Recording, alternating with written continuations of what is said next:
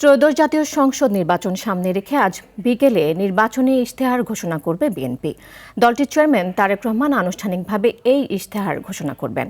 ইশতেহার ঘোষণা অনুষ্ঠানে সভাপতিত্ব করবেন বিএনপি মহাসচিব মির্জা ফখরুল ইসলাম আলমগীর। অনুষ্ঠান পরিচালনা করবেন দলের স্থায়ী কমিটির সদস্য নির্বাচন পরিচালনা কমিটির চেয়ারম্যান নজরুল ইসলাম খান। দলীয় সূত্রে জানা যায়, এবার নির্বাচনী ইশতেহারে বিএনপির ঘোষিত ৩১ দফা, জুলাই সনদ এবং তরুণ ভোটারদের আকাঙ্ক্ষাকে সর্বোচ্চ গুরুত্ব দেওয়া হয়েছে। অনুষ্ঠানে দেশের বিশিষ্ট নাগরিকদের পাশাপাশি ঢাকায় নিযুক্ত বিভিন্ন দেশের রাষ্ট্রদূত, হাইকমিশনার এবং আন্তর্জাতিক সংস্থা ও কূটনৈতিক প্রতিনিধিরা উপস্থিত থাকার কথা রয়েছে। প্রিয় সাংবাদিক বিএনপির সংগ্রামী মহাসচিব জনাব একাদশ জাতীয় সংসদ নির্বাচন 2018।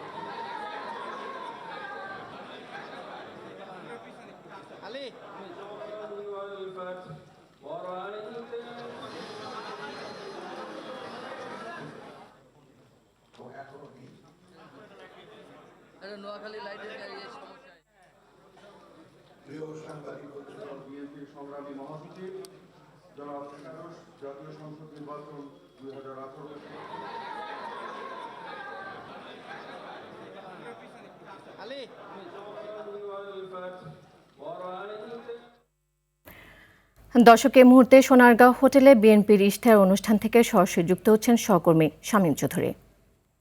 শামীম, বিএনপি নেতারা অনুষ্ঠানে যোগ দিয়েছেন কিনা, এছাড়া সেই সঙ্গে এবারে ইশতেহারে কোনো চমক আছে কিনা জানাবেন আমাদের।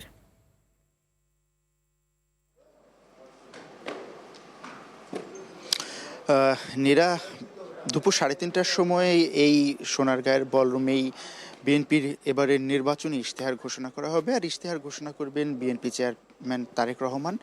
আর এই পুরো অনুষ্ঠানটি সঞ্চালনা করবেন বিএনপি স্থায়ী কমিটির সদস্য এবং বিএনপির নির্বাচনী পরিচালনা কমিটির আহ্বায়ক নজরুল ইসলাম খান। এবং তার সঙ্গে এখানে এই যে অনুষ্ঠানটি আজকে ইশতেহারের, সেটি সভাপতিত্ব করবেন বিএনপি মহাসচিব মির্জা ফখরুল ইসলাম আলমগীর। ইতিমধ্যেই দলীয় সূত্র থেকে আমরা যেটা জানতে পেরেছি, বিএনপির প্রতিষ্ঠাতা শহীদ রাষ্ট্রপতি জিয়াউর রহমানের 19 দফা, বেগম খালেদা জিয়ার ভিশন 2030 এবং